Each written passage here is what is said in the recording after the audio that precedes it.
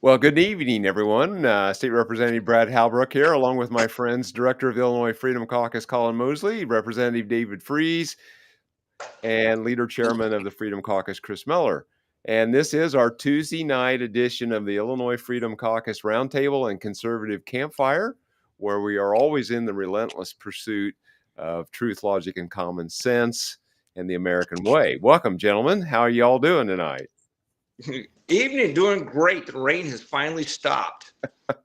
Monsoon season has been kind of rough this year, so yeah, that's spring though. So yeah, we're good here in Clay County too. My yard's a few feet tall, but had a great reception with Americans for Prosperity and the Freedom Caucus today in Effingham, celebrating education choice, defending homeschool education. And I'm back home doing this live stream from the comfort of my bed because our house is under construction. So it's always something going on. Always something. And Representative Miller, have they got East Central Illinois covered up with solar panels yet, or is there still a few acres to farm? Well, we've got a few acres to farm, and the weather's been a little dampy here, but the mushrooms have been biting, and the turkeys have been dropping dead, and so it's all good. We find plenty of things to do when we can't sit on the planter and drive around in circles all day. Yeah. Well, hey, I'm happy that you are found your way out to harvest nature's bounty, and we wouldn't expect anything any different. Hey, it looks like we've got Representative Adam Niemerg joining us here. Hey, welcome, Representative Leader Niemerg. Hey, everybody, sorry I'm late. We were having dinner and just remembered. Apologize for that. That's quite okay. We were just kind of get it rolling. We were talking about monsoon season and harvesting now nature's bounty with turkeys and mushrooms. So yeah, it's all good. Yeah, I just finished up fishing over at Farm Pond, and yeah, it's a little wet. Everything's a little soaked. Yeah, exactly. Well, hey, Director Mosley, let's get into our slides and talk about our topics tonight. We're going to talk about the IHSA petition update and what's going on with that. And then we're going to talk about Lion Electric, and we're going to throw in a little bit kind of an update about Rivian. You know, those are kind of popular subjects among the Illinois Freedom Caucus. And so with that, let's go to the Illinois High School Association, the petition update. And let's go to Director Mosley, and then David, if you have a comment, and then maybe Adam, and let's just go in that order. So, Director? Yeah, hey, this is a result of the letter that we sent to the IHSA asking them to, amend their policy on allowing transgender men to be involved in, or transgender women, rather, biological men in women's sports. IHSA sent a letter back basically saying, no, we're not going to change anything, and you guys need to figure it out, and blah, blah, blah. Basically, they punted, they kicked the can down the road in order to appease the crazy liberal mob. So Freedom Caucus did a petition, and we're over 3,000 signatures across hundreds of school districts in Illinois. And we're hoping that you can help us get to 5,000 signatures here by the end of the week to send a message to the IHSA and your local school boards that we're not going to tolerate this madness, that there are men's sports for men and girls sports for girls. Right. Yeah, this is one of those, everybody says this is an 80-20 issue. Probably it's more like 95-5. I have yet to meet anybody that says that, yeah, I want a biological man competing against my daughter, or I want biological men, stripping down in front of my daughter in the locker room. This is absolute madness, and why we can't take a stand. We take a stand, but why the IHSA can't do what's right is just beyond me. Yeah, that's exactly right. Adam, any thoughts on this? Well, this kind of goes back to, the COVID mitigation standards when the IHSA sided with Governor Pritzker on the masking of kids for athletics. That really, really hurt our cause, trying to make sure these schools, didn't have masking for all our kids that were affected by COVID. So to see this, it's really no surprise, but it's deeply frustrating because, in there they say that we're going to conform with, whatever gender that particular person feels like they are that day. That's the sport that they can compete in, which, like David said, I think this is a 95-5 or even a 98-2. It's common sense. And when we've gotten this far in this country that we're actually having these conversations, it really makes me sit back and say, wow, we've really gone off the deep end here. And, Colin, you got a little confused at the beginning trying to figure out what terminology to use. And I tell you, folks, I can't keep it straight. You probably can't keep it straight, but we need to return to reasonable and get back to common sense in the state of Illinois, especially, and keep men out of women's sports and locker rooms. Yeah, well, they don't call it tranny madness and euphoria for nothing. Or so yeah. But what do you expect from a party that can't even tell you what a woman is, though? Mm-hmm. I mean, seriously. Mm-hmm. Yeah. We're still waiting on that answer, aren't we, there, Brother Albrecht? Maybe, it's the month of May, so we're coming up on the 12-month anniversary of the question of what the definition of opposite sex is. So that will maybe that'll emerge. I'm sure there'll probably be some lively debate in and around that. Yeah. Who's going to celebrate Mother's Day? Yeah. Well, it's nice that we have a man in the White House that understands these things, and he is I don't know whether it's an executive order or proclamation or whatever he did. He declared that there's two sexes, men and women, and they shouldn't be in each other's private spaces. Just like Representative Nehmer mentioned, this is all about common sense. If you take a little peek down there right below your belly button, you'll figure it out. Well, it's always fun to go back to anatomy and biology class here on Tuesday night. So, thank you. Yeah. Just trying to make it real, guys. Yeah. Well, let's move right along as the director has changed our slides here. We're going to talk about the green energy failures in the state of Illinois. Boy, big news here with Lion Electric, the bus manufacturer. Kind of started out on a rocky road. They've never gotten any better. They filed for bankruptcy. The Canadian government has made the declaration they're not going to bail them out. They've got the Joliet plant up for auction here this month, and I don't know if that auction's underway, but it's going to happen here any day now that auction is happening. Gentlemen, I'll just kind of throw it open. I got a couple of numbers here. Maybe if I can get to the right page. Yeah, so last year they had sales of almost $177 million. They sold 552 units, and they lost $131 million. Oh, my. Yeah. And good business. And of course, our governor, he's all about this. He has committed $50 million in payroll tax credits, but the feds have wrote him a check from the federal EPA for the tune of $38 million. They've got $38 million of federal taxpayer dollars. That happened some time ago. So yeah, that's good financing there to Lions Electric. Do you think they had a bad business plan, or what do you think the reason for this was there, Representative Albrecht? Well, I just think it's the lack of adoption of the whole EV industry, right? Well, when your business model is grounded in some radical ideology rather than free market principles, this is what you run into. I've got folks coming to me in my district talking to me about a new auto plant going up in the Evansville area, and some plants going up over there in Indiana. And why can't we have that here and have automotive infrastructure here and build gasoline powered automobiles here in the state of Illinois? Yet you see with the governor and his green new scam that he has perpetuated and pushed so hard. I tell you one thing, I don't want my kids riding in an electric bus. It's a massive failure. It's costing the taxpayers unbelievable amount of money. And in the wintertime, when those kids are being, ran back and forth for an hour on the bus, no, it's not going to work. Right, exactly. I know it should have been a tip off. I'm friends with the superintendent of schools in Hoopston, and I know that when they delivered those buses, I think they have a staging area for these in Kankakee to Hoopston. It can't be 50 miles, and yet they transported these buses on semis when they delivered them. And I told him I said that should have been a tip off right there. That they were concerned about driving them 50 miles and making it. Oh, that is hilarious. Right. Yeah, it just goes along with That's all a true story too.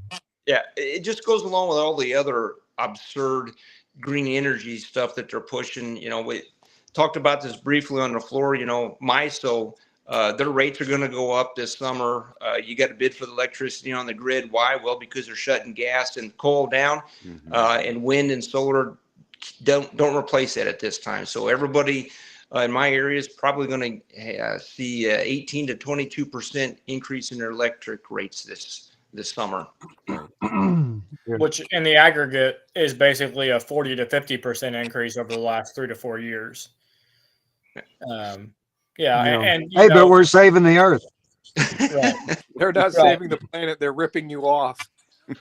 I mean, Senator Kennedy did an excellent bit about this. I can't remember, a few weeks ago now.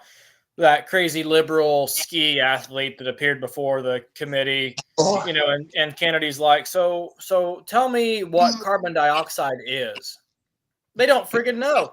No. And then it's like, how much money should we spend to lower the atmospheric temperature by 0.001 degree?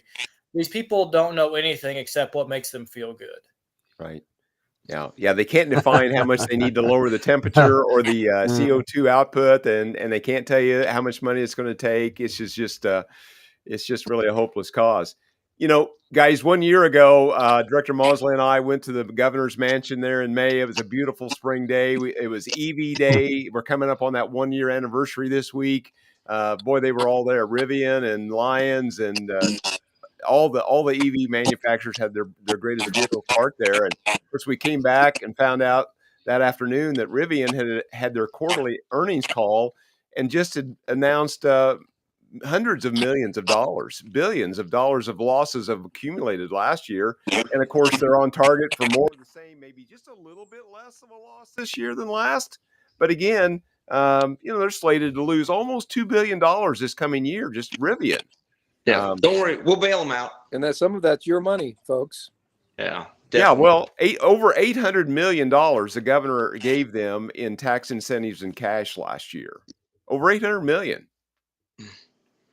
Yeah, I just, it's just crazy. We should come up with some fruity idea and sell it as green, and maybe they'll give us a bunch of money too. Make it our retirement plan. Right.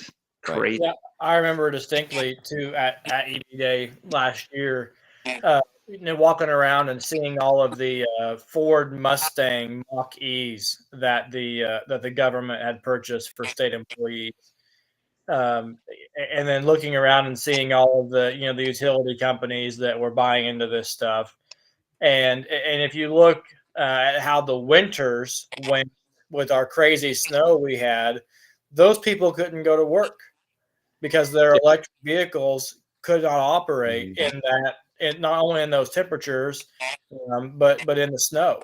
Right, exactly.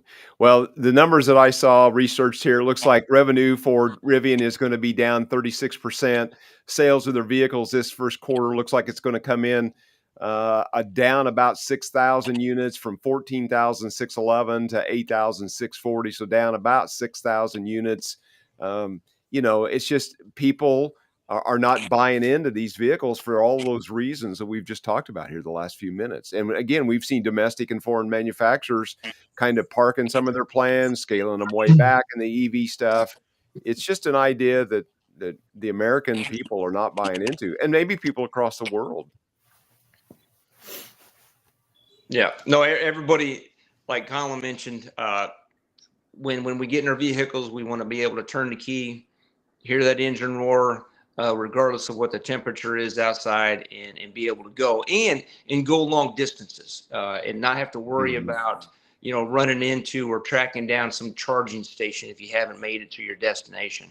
Yeah. And then you're going to sit there for how long at a charger, and it's not very efficient. If you have kids and you're stopping at a gas station just to use the restroom and get moving again, that's long enough. Imagine sitting there 3 hours with a couple of kids on a family trip. Wow. Right. No, thank you. Yeah. Right. Gentlemen, any more thoughts about the Lion Electric or the Rivian stuff before we move on to the closing slide and kind of have a lightning round of closing comments? We're going to see more of this. That's all I got to say. Lion is the first to start selling things off and getting the heck out of Dodge. I think we're going to see more of this. Yeah. It's just going to be. I think what we'll experience. Go ahead. Go ahead. Nope. Well, I was just going to say, I think they are exactly right. As we're going to see a domino effect as these companies start to fold, and everybody's figuring out that this green energy thing is a scam, and it's been probably next to COVID, it's probably be the biggest scam that we've seen in our lifetime.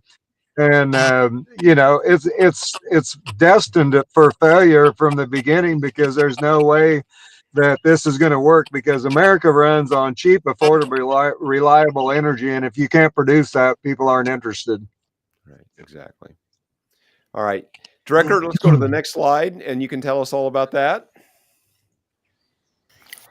Yeah, this is just our website where you can find all of our information, our Substack where you get the conservative update from Springfield every week or every other week, and all of our events and all the good stuff comes there. Be watching that as we hit the dog days of legislative session.